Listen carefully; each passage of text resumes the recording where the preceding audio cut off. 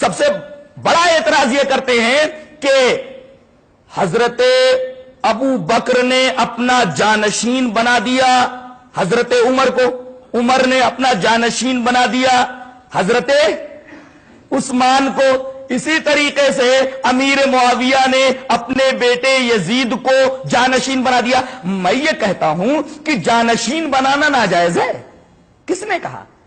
لوگ کہتے ہیں کہ اسلام میں خلافت ہی ہونی چاہیے، ملوکیت نہیں ہونی چاہیے، کس نے کہا؟ خلافت کا مقصد اگر ملوکیت پورا کر دے تو ملوکیت بری کیوں ہے؟ اور خلافت اگر ملوکیت جیسا کام کرنے لگے تو خلافت بری ہو جائے گی، نام صرف رہے گا۔ تو اصل چیز ہے کہ رعایا کو خوشحال رکھنا، کتاب و سنت کے مطابق ان کو لے کر کے چلنا، یہ اصل کام ہے، چاہے وہ خلافت ہو چاہے ملوکیت ہو۔ ملوکیت حرام اور ناجائز نہیں ہے اسلام میں، اور جانشین مقرر کرنا یہ بھی حرام نہیں ہے، اس لیے کہ آپ دیکھیں کہ یہ کام خود نبی کریم صلی اللہ علیہ وسلم نے فرمایا۔ یہ بہت پیاری حدیث پڑھنے جا رہا ہوں، حدیث اس طرح، وعن عبداللہ رضی اللہ تعالیٰ عنہ قال لما قبض رسول اللہ صلی اللہ علیہ وسلم قالت الانصار منا امیر ومنکم امیر فاتاهم عمر فقال الستم تعلمون ان رسول اللہ صلی اللہ علیہ وسلم قد امر ابا بکر ان يصلي بالناس فأيكم تطيب نفسه ان يتقدم ابا بکر قالوا نعوذ باللہ ان نتقدم ابا بکر، رواہ النسائی فی کتاب الامامہ۔ حضرت امام نسائی اس حدیث پاک کو ایسے ہی جہاں امامت کا چیپٹر ہے اس حدیث پاک کو لائیں، راوی حضرت عبداللہ ابن مسعود ہے۔ حدیث دیکھو، حضرت عبداللہ ابن مسعود فرماتے ہیں کہ جب نبی کریم صلی اللہ علیہ وسلم کی جان نکال لی گئی، ایک طبقہ مسلمانوں کا ایسا ہے جو رسول اللہ صلی اللہ علیہ وسلم کو مردہ نہیں مانتا، موت کو تسلیم نہیں کرتا۔ یہاں کہا گیا کہ نبی کریم صلی اللہ علیہ وسلم کی جان نکال لی گئی، جان نکالنے کا کیا مطلب ہوتا ہے؟ آپ انتقال کر کے مر گئے۔ تو جب نبی کریم صلی اللہ علیہ وسلم کی جان قبض کر لی گئی، لاش ابھی رکھی ہوئی ہے، کتنے گھنٹے رکھی رہے گی؟ تقریباً 36 گھنٹے، تقریباً 8 بجے آپ کا انتقال ہوا پیر کے دن، پورے دن لاش رکھی رہی، پوری رات لاش رکھی رہے گی، اور پھر منگل کا دن آ گیا، منگل پورا دن یہ لاش رکھی رہے گی، اور بدھ کی رات کو سورج کے غروب ہونے کے بعد دن شروع ہو جاتا ہے، تو بدھ کی رات کو آپ کی تدفین عمل میں آئی، تقریباً 36 گھنٹے آپ کی نعش مبارک رکھی رہے گی۔ کیوں بھائی دیری کیوں کی گئی؟ خلافت کا مسئلہ طے کرنے کے لیے۔ خلافت کے مسئلے کو طے کرنے میں اختلاف ہوا۔ اب دیکھیں یہاں اس حدیث پاک میں ایک اصول دیا گیا ہے کہ اختلاف ہو سکتا ہے، ایک عالم کا دوسرے عالم سے اختلاف ہو سکتا ہے، ایک بات کوئی عالم بتاتا ہے، اس کے خلاف کوئی دوسرا عالم کوئی بات کہتا ہے، اختلاف ہو گیا، تو یہ اختلاف مضر نہیں ہے، اختلاف مضر نہیں ہے، یہ اختلاف تو صحابہ کرام کے درمیان بھی تھا۔ حضرت علامہ امام شوکانی رحمت اللہ علیہ نے اپنی کتاب القول المفید کے اندر یہ لکھا ہے، امام شوکانی صاحب نول الاوطار، امام شوکانی نے اپنی مشہور کتاب القول المفید میں لکھا ہے کہ حضرت عبداللہ ابن مسعود رضی اللہ تعالیٰ عنہ جو اس روایت کے راوی ہیں، اور حضرت عمر رضی اللہ تعالیٰ عنہ جو نبی کے دوسرے خلیفہ ہیں، ان کے درمیان 100 مسئلوں میں اختلاف تھا۔ کتنے مسئلوں میں؟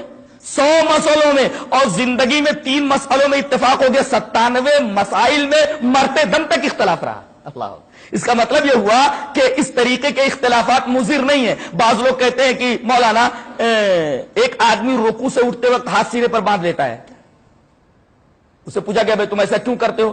بولے علامہ ابن باز نے ایک حدیث سے استدلال کرتے ہوئے یہ بات کہی ہے۔ ٹھیک ہے، باندھنے دو اس کو، کوئی چھوڑ رہا ہے یہ سال کر رہا ہے، چھوڑ دو۔ اگر وہ کوئی دلیل پیش کر رہا ہے کہ رسول اللہ صلی اللہ علیہ وسلم کی کسی حدیث سے صراحت کے ساتھ یا کنایتاً کوئی بات نکل رہی ہے، اگر اس کے اوپر عمل کرنا ٹھیک ہے، تو اس طریقے کا اختلاف مضر نہیں ہے اور اس میں الجھنا بھی نہیں چاہیے۔ اس طریقے کا اختلاف صحابہ کرام کے درمیان تھا۔ امام شوکانی قول المفید کے اندر لکھ رہے ہیں کہ حضرت عبداللہ بن مسعود اور حضرت عمر میں 100 مسئلوں میں اختلاف تھا، زندگی میں 3 مسئلوں میں اتفاق ہو گیا، مرتے دم تک 97 مسائل میں اختلاف ہی رہا۔ اس کا مطلب دونوں غلطی پر تھے؟ نہیں، ایسا اختلاف ہو سکتا ہے۔ اختلاف ہو گیا یہاں، کیا خلیفہ کون بنے؟ تو لوگوں نے کہا، چند لوگ کھڑے ہوئے اور کہا کہ دیکھو مسئلے کا حل کیا ہے، یہ کہا کہ پیش کرو۔ کہا کہ ایک امیر انصاریوں میں کا اور ایک امیر مہاجرین میں کا۔ قالت الانصار، انصاری لوگوں نے کہا منا امیر و منکم امیر، ایک امیر ہم میں کا ایک امیر تم میں کا، 2 امیر ہو جاتے ہیں۔ اتنے میں حضرت عمر آئے، فاتاہم عمر، حضرت عمر آئے اور کہا کہ دو امیروں کا ہونا یہ اختلاف کو باقی رکھے گا، اختلاف کا حل نہیں ہوا، اختلاف باقی رہے گا۔ اس طریقے سے یہ اختلاف کا سولوشن نہیں ہے، اختلاف کا حل نہیں ہوا ہے۔ تو کہا کہ آپ ہی بتا دو۔ کہا کہ ایک بات بولتا ہوں، دیکھو کتنی اچھی بات بتا رہے ہیں، دو امیر رہیں گے تو مسائل میں اختلاف باقی رہے گا، بلکہ اختلاف حقیقت میں باقی رہے گا۔ تو کہا کہ آپ ہی بتا دیجئے اختلاف کو حل کیسے کریں۔ دیکھو حضرت عمر کیا فرما رہے ہیں، کہتے ایک بات بولوں، بولے الستم تعلمون، کیا تم یہ نہیں جانتے ہو؟ کہا کہ کیا؟ ان رسول اللہ صلی اللہ علیہ وسلم قد امر ابا بکر ان یصلی بالناس، کہ نبی نے اپنے بیمار ہونے مرض الموت کے زمانے میں اپنے مصلی پر کس کو کھڑا کیا تھا نماز پڑھانے کے لیے کہ لوگوں کو نماز پڑھائیں، ان یصلی بالناس، لوگوں کو نماز پڑھائیں۔ کہا کہ حضرت ابو بکر کو۔ کہا فَأَيُّكُمْ تَطِيبُ نَفْسُهُ أَن يَتَقَدَّمَ أَبَا بَكْرٍ، تو کس کا دل چاہے گا کہ ابو بکر سے آگے بڑھے؟ قالوا، تو تمام صحابہ کرام جو اب تک اختلاف کر رہے تھے اور دو دو امیر بنانے کے چکر میں لگے ہوئے تھے، تمام لوگوں نے کہا نعوذ باللہ ان نتقدم ابا بکر، ہم اللہ کی پناہ چاہتے ہیں کہ ابو بکر سے آگے بڑھیں۔ ارے جس کو نبی نے اپنے حیات میں اپنی زندگی میں بڑا بنا دیا، اس سے آگے کون بڑھے گا؟ نبی نے سب سے بڑی عبادت جو نماز ہے، جو رسول اللہ صلی اللہ علیہ وسلم کو معراج میں دی گئی، اس عبادت کے لیے اپنی حیات ہی میں مصلی پر اگر حضرت ابو بکر کو کھڑا کر دیا تو کون ان سے آگے بڑھے گا؟ لہذا ابو بکر کو خلیفہ بنا دیا جائے۔ اللہ، اس کا مطلب یہ ہوا کہ اختلاف ہوتا تھا، مگر حدیث آ جانے کے بعد چاہے وہ کنایتن ہو چاہے صراحتن ہو، صحابہ کرام حدیث کے اوپر سر جھکا دیتے تھے اور اختلاف کا حل وہیں مل جاتا تھا۔ آج بھی لوگ اگر اختلاف کا حل چاہتے ہیں تو قرآن و سنت کے علاوہ ان کو اختلاف کا حل کہیں نہیں ملے گا، لیکن سچ یہ ہے، صحیح یہ ہے کہ وہ حقیقت میں اختلاف باقی رکھنا چاہتے ہیں، اتحاد چاہتے ہی نہیں۔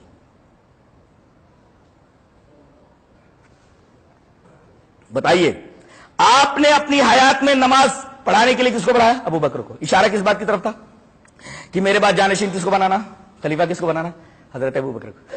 اب حضرت امیر معاویہ اگر اپنے بیٹے یزید کو باصلاحیت سمجھتے ہوئے اگر خلافت کے لیے مقرر کر دیتے، اپنی زندگی میں نامزد کر دیتے ہیں، ولی عہد بنا دیتے ہیں، تو اس سے اسلام کے اندر کون سا فساد اور کون سا فتنہ برپا ہو گیا؟ حضرت امیر معاویہ کو اسی وجہ سے گالی دی جاتی ہے، جبکہ حضرت امیر معاویہ رضی اللہ تعالیٰ عنہ نبی کریم صلی اللہ علیہ وسلم کے سالے محترم ہیں، امت کے ماموں ہیں، نبی کریم صلی اللہ علیہ وسلم کے سالے محترم ہیں حضرت امیر معاویہ، اور ان کے بارے میں یہ حدیث موجود ہے کیا؟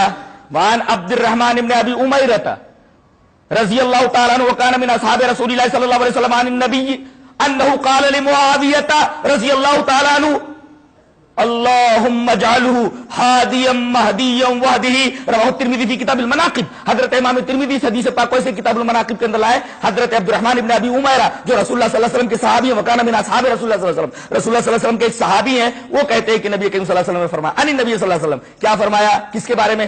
قال لمعاویہ، معاویہ کے بارے میں دعا کی، یزید کے باپ حضرت معاویہ اپنے سالے کے بارے میں نبی کریم صلی اللہ علیہ وسلم نے دعا فرمائی، اللہم اجعلہ ہادیا مہدیا، اللہ اس کو ہادی بنا دے، ہدایت دینے والا بنا دے، مہدی بنا دے یعنی ہدایت یافتہ بنا دے، وہدہ، اور ہدایت کے اوپر اس کو ہمیشہ قائم رکھ۔ بتائیے، جس کو نبی نے اس طریقے کی دعا کی ہو جس کے لیے کہ اس کو ہدایت کے اوپر قائم رکھ، ہادی بنا دے، مہدی بنا دے، لوگ کہتے ہیں کہ ہدایت کے اوپر نہیں تھا، گمراہ تھا۔ نبی نے جس کی ہدایت کے لیے دعا کی ہو، اگر وہ آدمی یزید کو خلیفہ بناتا ہے، یزید کو جانشین بناتا ہے، تو یہ ہدایت کی روشنی میں بناتا ہے، اس لیے کہ نبی نے حضرت امیر معاویہ کے بارے میں یہ دعا فرمائی ہے کہ اللہم اجعلہ ہادیا مہدیا وہدہ، اللہ اس کو ہادی بنا دے، ہدایت دینے والا، اسی طرح مہدی بنا دے، ہدایت یافتہ بنا دے، وہدہ، اور زندگی بھر اس کو ہدایت کے اوپر قائم رکھ۔ حضرت امیر معاویہ کے بارے میں نبی کی یہ دعا ہے، کیا ہدایت کے اوپر تھے۔ لہذا جانشین مقرر کرنا اپنی حیات کے اندر یہ کوئی بری بات نہیں ہے،